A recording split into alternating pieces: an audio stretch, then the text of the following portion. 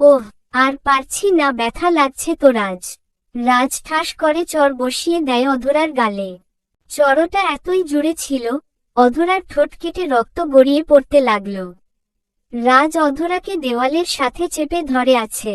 অধরা ছটফট করছে নিজেকে ছাড়ানোর জন্য, আর বলছে, প্লিজ ছেড়ে দাও বলছি।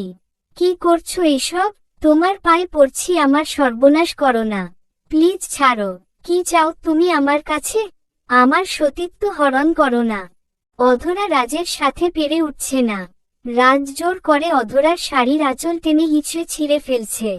বাবা মা কোথায়, তোমরা বাঁচাও আমাকে। এই কালপিটটা আমার সাথে অসভ্যতামি করছে। অধরার চিৎকারে ড্রয়িং রুম থেকে সবাই অধরার ঘরের দরজায় এসে দাঁড়ায়।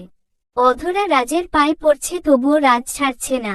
রাজ যখন বুঝতে পারল দরজার সামনে সবাই এসে গেছে, তখন রাজ অধরাকে ছেড়ে দিয়ে বলল, তুমি যদি এখন সবাইকে বলো যে আমি তোমার কোন ক্ষতি করিনি, শুধু তোমার শাড়ির আঁচল আর জামাটা একটু ছিঁড়েছি, তা কেউ বিলিভ করবে না।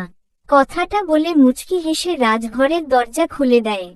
দরজা খুলতেই অধরাকে অর্ধনগ্ন অবস্থায় দেখে রাজের বাবা ঠাস করে রাজের গালে চড় বসিয়ে দিয়ে বলল, এজন্যই তোকে পড়ালেখা শিখিয়েছি।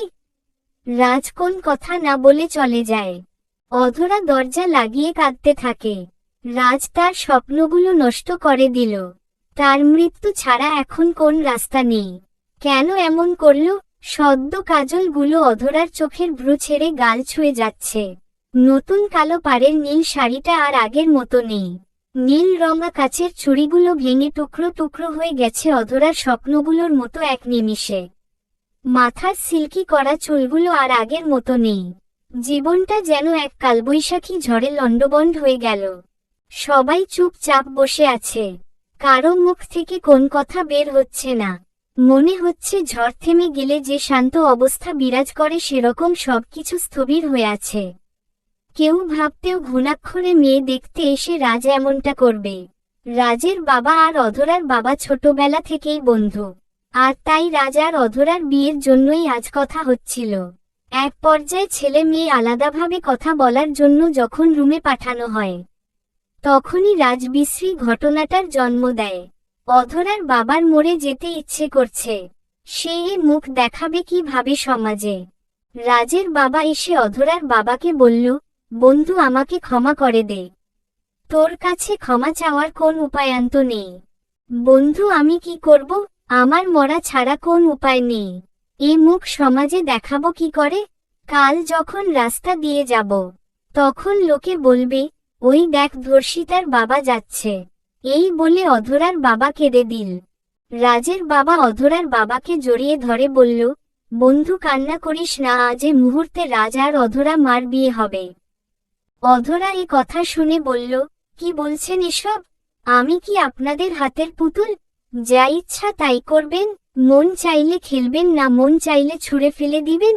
শুনেন, দরকার হলে গলায় দড়ি দিব, তবুও ওই দুশ্চরিত্রটাকে বিয়ে করব না। বাবা তুমি না করে দাও উনাকে, আর বাড়ি থেকে বের হয়ে যেতে বলো। মারে চুপ কর, তুই কি তোর বাবার মরা মুখ দেখতে চাস?